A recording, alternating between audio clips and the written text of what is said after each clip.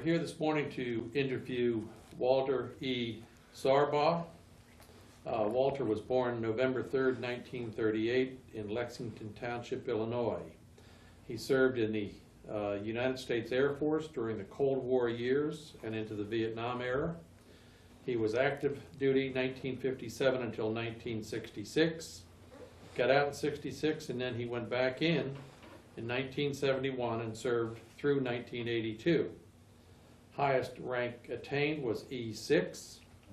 We are doing this recording this morning in Burleson, Texas. It's Friday, May the 28th, the year 2010.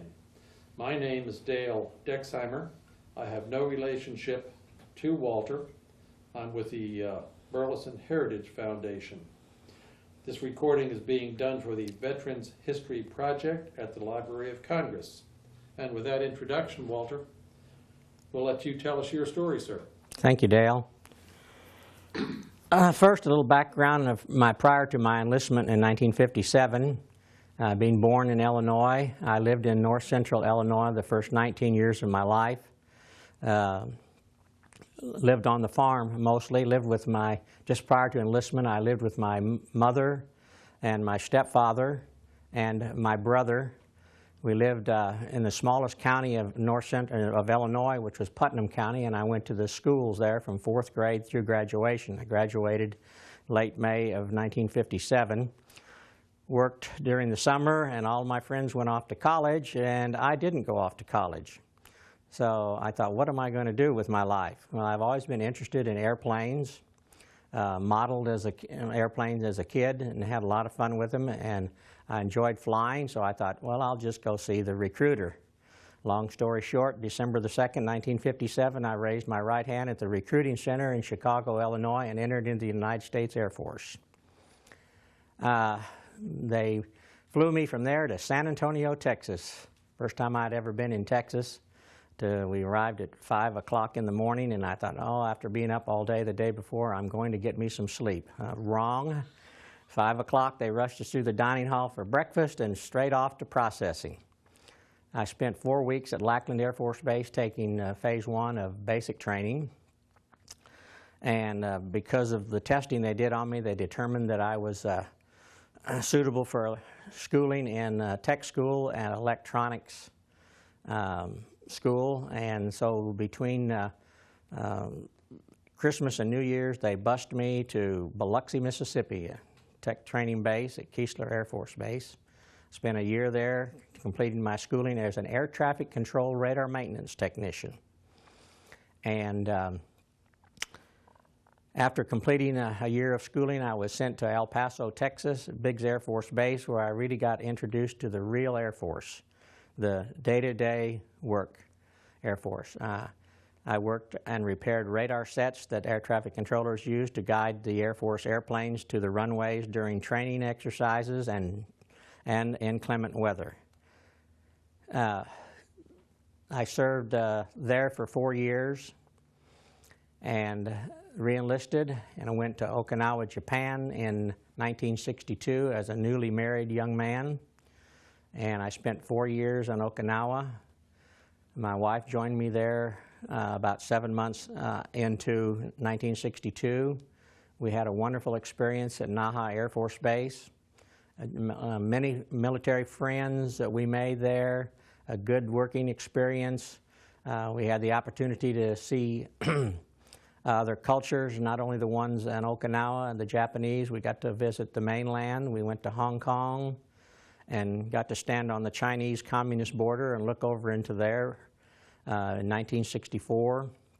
So we had a very interesting experience, myself being active duty and my wife being with me. Our first child was born there. In 1966, we came back to the States, and I went to Eglin Air Force Base in Florida. Spent about 6 months there, and then I got out and came to Fort Worth, Texas. And my wife went into school teaching, and I worked at a few different jobs to see where I was going to fit into the civilian economy. And after we got pregnant with our second child, my wife wanted to not work for the first 5 years, so I needed to make more income, and I got word that the United States Air Force was considering taking back prior service individuals in certain career fields, and they did not lose their rank, only their time and grade. So I checked with the local recruiter. Sure enough, within 2 weeks, I was back in the United States Air Force, stationed at Carswell Air Force Base here in Fort Worth, Texas. And spent 1 year here, and then I got orders to go to Thailand. The Vietnam conflict was in full swing at that time, and my job as an air traffic controller was not in combat. I didn't see any combat or wasn't exposed to any combat, but was in a support role for those who were. In November of 1972, I shipped out from Fort Worth to Nakhon Phanom Royal Thai Air Force Base in Thailand. And it was a year's tour there. And my job was the same as it was anywhere else. I was an air traffic control radar maintenance technician. To the best of my knowledge, the base was used as a, well, no one ever told me because I didn't have the need to know, but from my observations of the aircraft that were there, it was used as a, there were forward controller airplanes there where the pilots would go up and report intelligence information to the other aircraft and so forth. We had a few of those were stationed there. And then they had these huge helicopters, which I don't remember the designations for. And when you saw the crew go out to these things painted black, and they were all dressed in black, and they were armed to the teeth with high-caliber weapons sticking out of every porthole on the thing, out the back and out both sides. As best I understand, these aircraft were used to rescue down pilots in combat zones. To backtrack just a little bit, Nakhon Phanom Royal Thai Air Force Base is located on the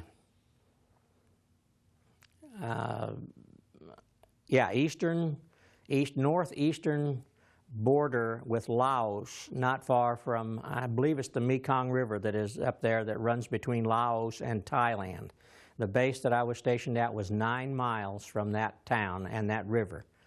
And at the time I was there, we were heavily into sending B-52s to North Vietnam to bomb Hanoi. And when they made their runs out of Thailand, down near Bangkok, the base there, they flew out of there. They would fly over to Hanoi and make their bomb runs and try to avoid all the missiles being shot up at them. And several of them didn't avoid these missiles. And the first friendly territory coming back to Thailand was near Nakhon Phanom Royal Thai Air Force Base. And so many of these aircraft were coming back, and they were crippled, couldn't land. They could fly, but they'd been shot up so bad that they could not land. When they wanted to get the aircraft, it was flyable back over the Mekong River, back into Thailand, into friendly territory. Then they would ditch and let the plane crash in the jungle.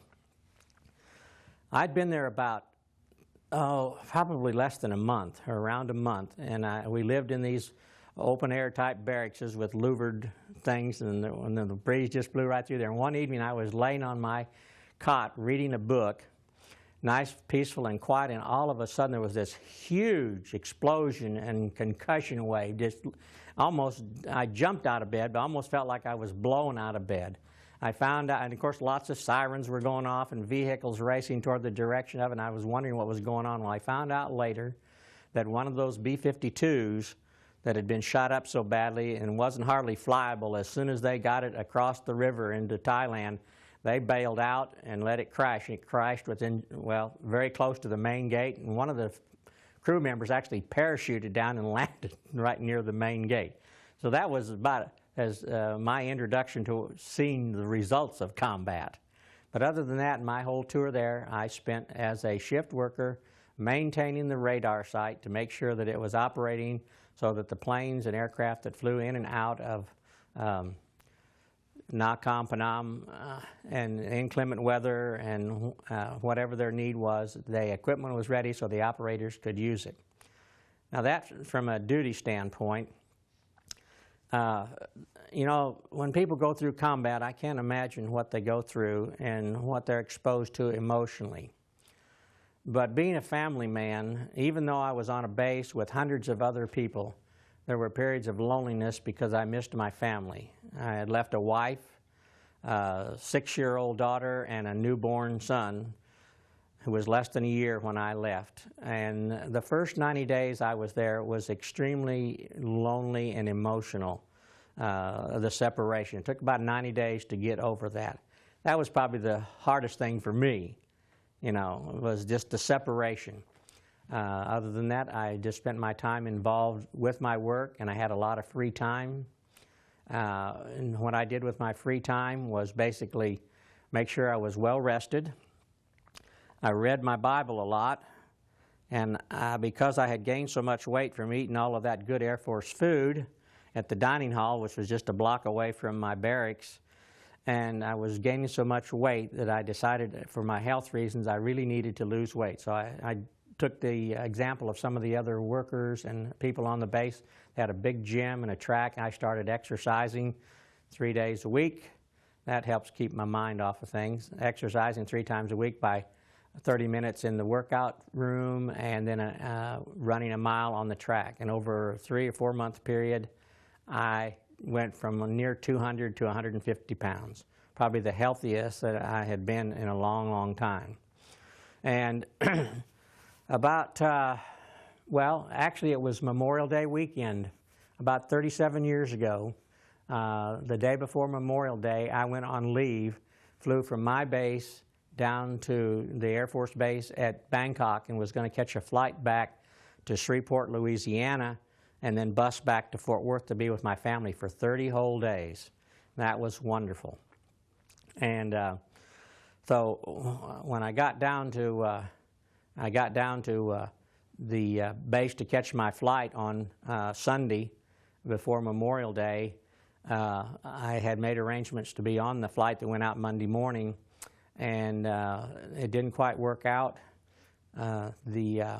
A gentleman that I knew from my base had been in the movie theater that Sunday night, and he got called out that his father had passed away, and there was an airplane about to depart for Bangkok. They put him on it, and he arrived there in the middle of the night, and I happened to see him, and I said to myself, well, we know who's going to be number 1 on the manifest for that flight, and I know who's going to get knocked off. So I spent the next 5 days trying to get back to Fort Worth to my family. A good experience. Flew back on a C-5. We landed in Anchorage, Alaska in early June. We flew into Oklahoma City, and I caught a bus from Oklahoma City to Wichita Falls and back to Burleson, or back to Fort Worth, and I spent 25 wonderful days with my wife and children, and went back for 4 months left. Those 4 months went by very nicely because I could see the light at the end of the tunnel. From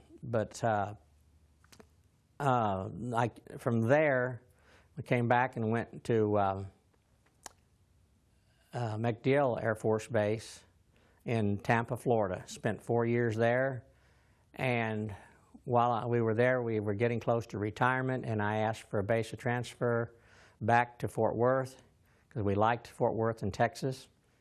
And when we got back to Fort Worth and we were at Carswell Air Force Base, I'd been here 1 year, and I got notification that I was being transferred back to Biloxi, Mississippi, Air Training Command, to become a technical instructor in my career field.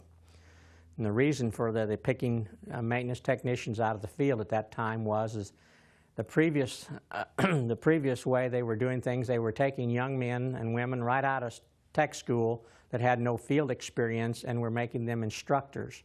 And things weren't going as well as they had wanted them to in the training of the people in my career field, so they thought they would bring in some experienced, field-experienced, trained people to become tech instructors. And so I was chosen because I was the ranking man in my career field on the base at the time to go down there. It was a 2-year, I was there 2 years. Actually, it was a 4-year controlled tour, but I was in 2 years of retirement My wife and children stayed here in Burleson, where we were living at the time. My wife taught school in the Fort Worth school districts, and my children were both in school. And so I didn't want to disrupt our family life for just those 2 years.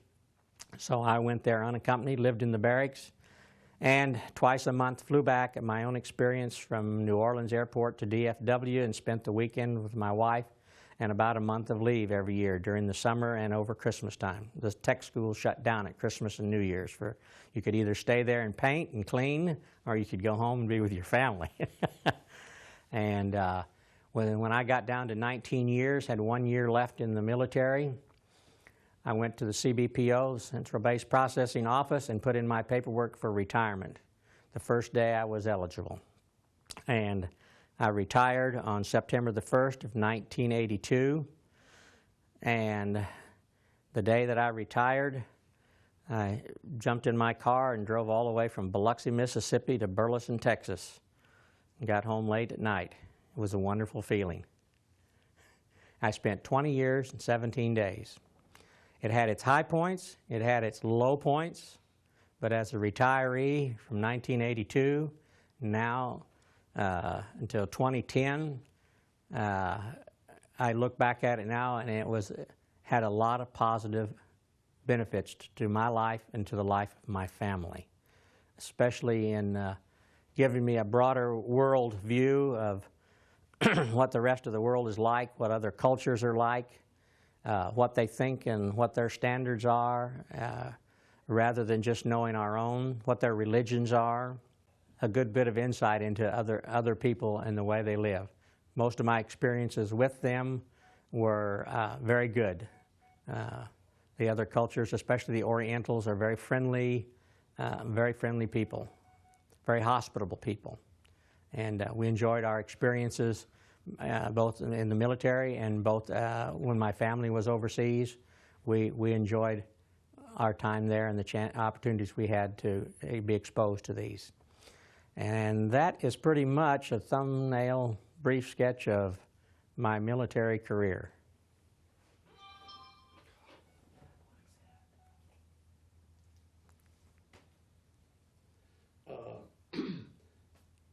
In listening, I guess a couple questions I would have here, Walter.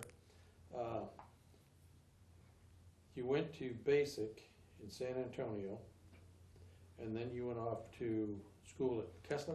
At Keesler Air Force Base, at Biloxi, Mississippi, right on the Gulf Coast. Radar repair? Yeah, air traffic control. Air traffic Yeah, because they have other radar career fields, okay. And this was with air traffic control, right? I would imagine you had a broad brush to start, and then you went to specialize on certain... Well, yeah, you went through basic electronics first. I forget how many weeks that was. Once you completed the basic electronics, then you went to the specific system that you were going to be trained in, yes. It took me a year to do my training because I was not the most studious student and had to repeat 2 phases of mine. And in your... You specialized in radar repair for air traffic control. yes, sir. Did you ever take all of that experience? You had a lot of experience in that kind of work. Was there some way you could apply that when you got out in 1982? Yes. In the interim, that short span you had? Yes, there was some. As a matter of fact, in the interim, I went to school here in Fort Worth to a vocational school in drafting. I enjoyed drafting type work, so I went to drafting, and I got a job as a electronics draftsman here in the Dallas-Fort Worth area, where I designed circuit boards and drew schematics, and I did that for about a year. For a defense contractor? Well, I don't believe much of theirs was defense contracting. Later in life, I did work for a defense contractor here in the Fort Worth area. But in that interim, when between my first tour in the Air Force and my reenlistment, I worked, I can't think of the name of the organization. I want to say Tritronics Laboratories or Tektronic Laboratories out in Euless, Texas. And that was a good learning experience, too. I found out that I was a very good draftsman. designing circuit boards. This was before CAD. I mean, you laid it out there on that big table, and you used that Mylar and all that little tape and running it all over the place. And the double-sided circuit boards were the most challenging. But I enjoyed that type of work. Very meticulous, detailed, had to be extremely accurate. And then after I retired, one of my neighbors worked at General Dynamics, a big contractor here in the Fort Worth area. And I had just finished a year of school. Well, after I got out of the Air Force in 1982, I went immediately into the University of Texas at Arlington to get a college education.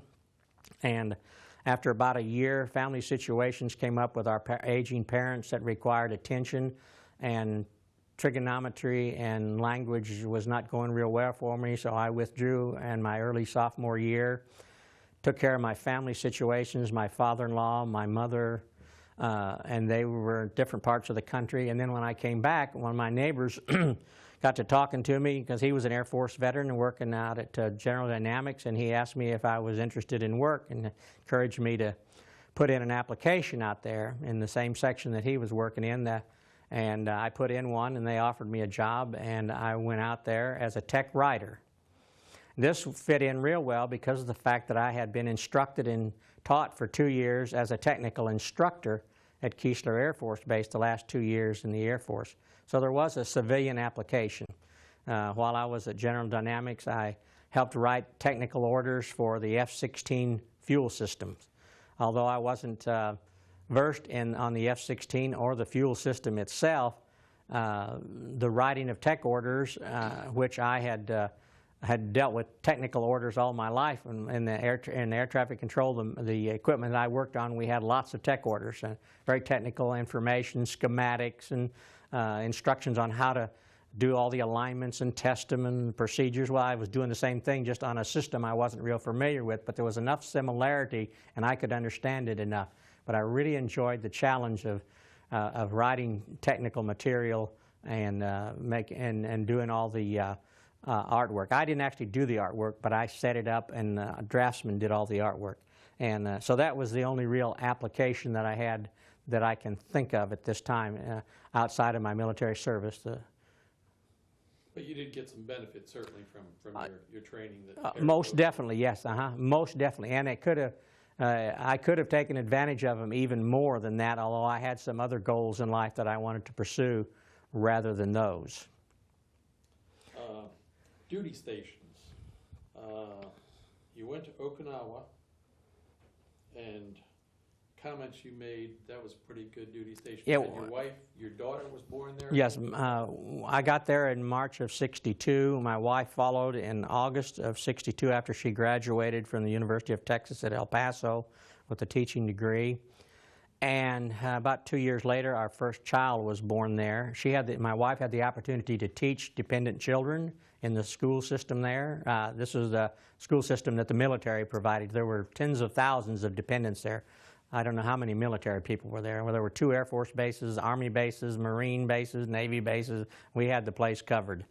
As a matter of fact, one of the things that struck me was that while we were on Okinawa there, and from '62 to '66, we used United States driving laws. We used American currency on and off post. It's almost like being at home, but the maximum speed limit was 30 miles an hour. There were no freeways. And even though we were the foreigners, we didn't feel like foreigners because of the fact there were so many of us, and we were using our own currency and using our own driving laws and so forth. Actually, the native people seemed more like foreigners than we did, but it was a great experience when we were there. Yeah. Did you live on base or off? Well, we started off base. Housing was at a premium there, and you couldn't bring your family over until you had housing. I couldn't get a rental contract on anything, so we purchased a house. I purchased a house, and it was just a little patch, not more than 35 by 40, with a small cinder block house with a 4-inch concrete slab roof with hurricane shutters on it. And when it didn't even have a foundation when I signed the contract. The day my wife, and you had to have that contract to get your wife to get orders, and of course she got orders to come. The day she arrived, when I picked her up at Kadena Air Force Base, we went right down to the house so she could see our new home. There was still a mama-san in there cleaning the house, although it was ready. The night before, I had put all the furniture in the night before in the dark, thinking the electricity hadn't been hooked up yet, but it had. We just didn't bother to turn a light switch on. Me and my buddies, we brought all the furniture in that the military had given me into the house. So the furniture was all there when my wife got there. And we lived there for 3 years, and I was on the base housing list. And the reason we wanted to get onto base housing was that I would be closer to my work. We also would be able to sell our house, because we paid about $3,000 for the house.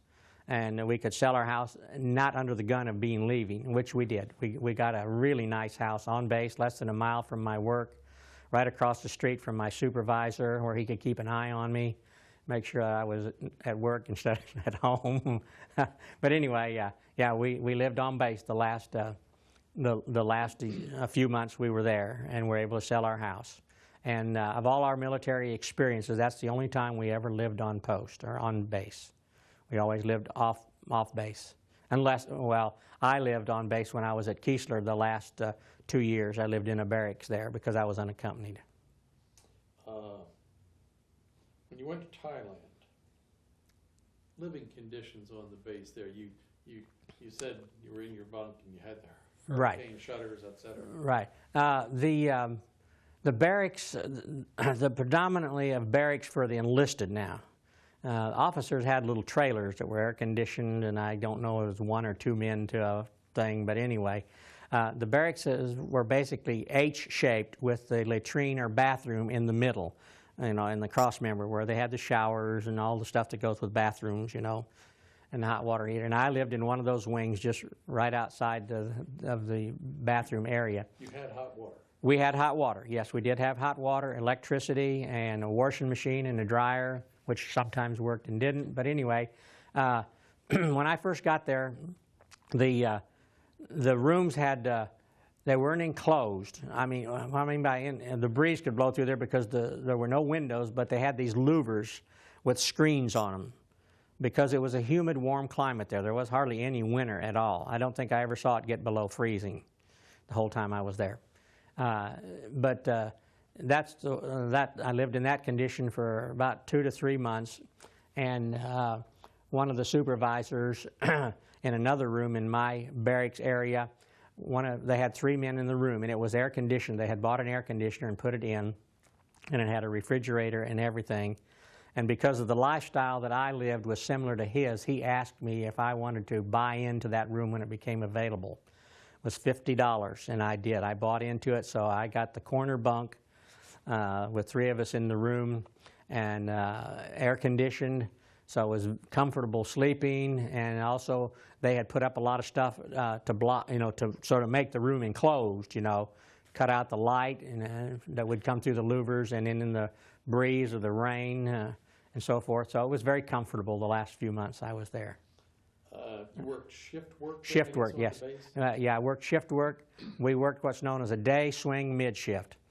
Day 7:30 to 4:30, 4:30 to midnight, midnight to 7, so forth. And the shifts overlapped at about 15 minutes so that we could brief one another on any problems that we were encountering and where we were at that point.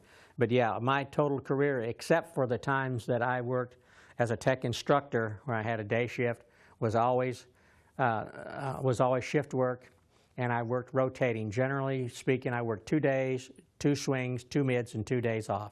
My body never knew when to sleep. It always wanted to sleep when it was supposed to be awake. And it was awake when it was supposed to sleep a lot. But anyway, then I had a few other stretches where I was called out of my duty section to perform special duties, like under the chief of maintenance in his office, like NCMO, which was sort of the hub of the maintenance, all of the maintenance responsibilities that the organization that I was affiliated with, which I just worked in one section, all of these sections reported to this office to coordinate the maintenance personnel, and report to the agencies that operated this equipment on its status if it was broken, and making sure that all the parts were properly ordered and updated. And every day we gave, every duty day we gave a briefing to the commander and to the chief of maintenance would come in the morning, and we would give them a briefing and updating on exactly where we were on the equipment and status and everything like that. I really enjoyed that work, and that was also 24/7. Came back to the States when you went back over to Mississippi as an instructor. Right. You were a very senior E6, I assume? Yeah, well, I had 18 years in at that point. And, so what were your living conditions at Keesler then? Did that get you some upgrades? The barracks that we lived in at Keesler Air Force Base in 1980 to 1982, when I was there, my last 2 years in the Air Force, I lived in remodeled, upgraded World War II, two-story wooden barracks, just like I lived in back there in 1958. Of course, back then they had wooden floors, and the latrines were open. There was no privacy, and there was no air conditioning. But they were the same type buildings, except that they'd been made into private rooms for 2 to 4 people, and I always had 2 people in the rooms. And they had very modern, they'd remodeled the bathrooms, which now were more like what you'd have at home. It's just that more than one person could use them in there. And they were air conditioned. So the living conditions were not bad. I lived in 2 or 3 different barracks the 2 years I was there. The dining halls were close by, and the food was very good. I ate in the dining halls. I wasn't much of a breakfast man, so I went to lunch early and then to supper. And my shift as a tech instructor was from 6 o'clock until 2 o'clock. So I had the afternoons and late afternoons and evenings off. And the duty at Keesler Air Force Base my last 2 years was some of the best I had. I mean, I was separated from my family and had that loneliness again. This time, my kids, my daughter was approaching graduation from high school, and I had a son who was in the 4th or 5th grade at that time. And being away from them at that age was harder than it was when I was in Thailand years before then, because of the stage of life they were in. And that's why I commuted at my own expense on Delta Airlines every other weekend out of New Orleans to DFW. And feel like I own a wing or something on Delta Airlines airplanes. But anyway, that worked out for us, and we survived it. I would ask you one more question here, Walter. In 20 years and 16 days? 20 years and 17 days. 17 days, okay. Certainly you had contact with a lot of people, peers, enlisted. Yes. And you had a lot of contact with officers. Are there any people, well, do you participate in any reunions? Do you have any contact with any of those people? They have reunions, but I have not availed myself to participate in any of them. And that's not because I didn't enjoy them or didn't enjoy being around them or anything like that, but my life was pretty much family-centered and church-centered, and we just didn't have the time. And I worked with some really fine people and a few scoundrels. Two scoundrels, but the rest of them were really nice. Are there any of those people on either side really outstanding? Is there well, yes, one I can. person or 2 people that you had in all these 20 years that really comes to mind as? Yes, the first one would be Master Sergeant Delbert Fisher. He was my first non-commissioned officer supervisor and my first duty at Biggs Air Force Base in El Paso when I got out of tech school.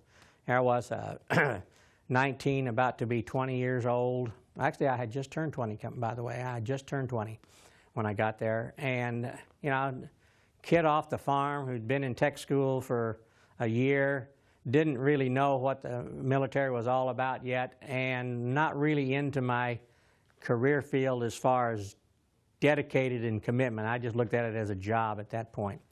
And he worked with me, and and really cut me some slack and put in some extra time to make sure that I understood where I should be going and how to get there. And it all worked out. I upgraded from a 3-level to a 5-level and got promoted. So, and he was also from Illinois, from Nauvoo, Illinois. And when he left there, I lost contact with him at that. But he definitely was one of the outstanding people in my early career. So maybe a second person. There are so many others. I can't think of one in particular. I'm sort of drawing a blank because there were several other. A long time ago. Yeah, well, it was a long time ago. I'm trying to think of who else would fit in there.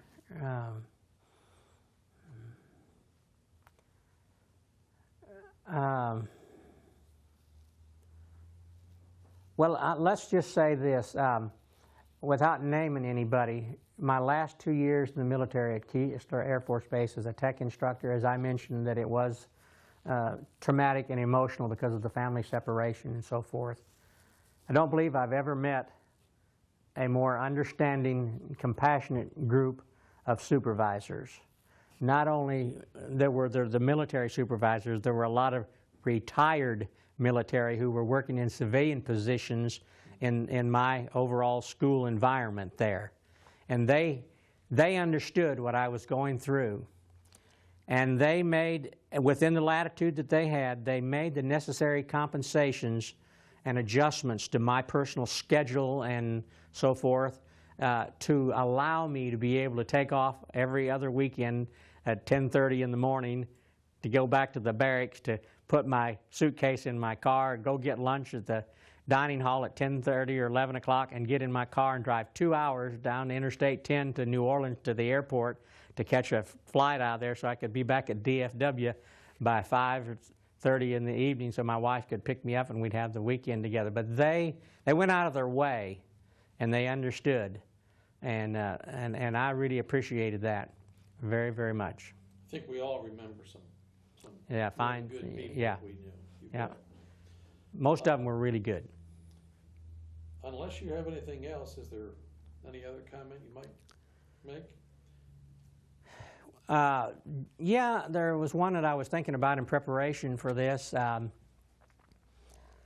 never really looked at my military career as being anything uniquely special in the way that I was different. I mean, it was a military environment and it was a career and it was service to my country, but I never felt that because I enlisted into the military or the work that I did, the fact that it helped protect our country and to maintain the lifestyle that we've become accustomed to in our nation and in our society.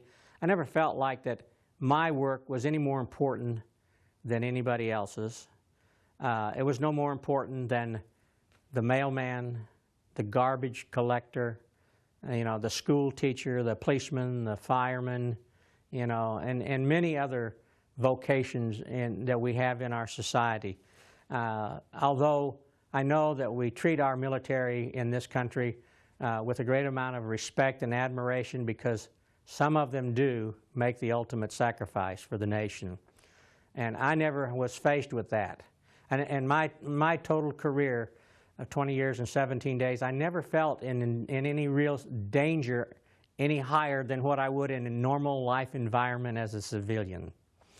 But I know that there are people who serve in our military who are in positions, and even today, are in positions where they don't know if they're going to come home or not.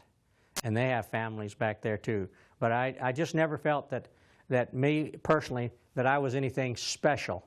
I had a job, I had a duty and a responsibility, and I wanted to do the best I could and help others who worked with me and around me and associated with me to do the same thing.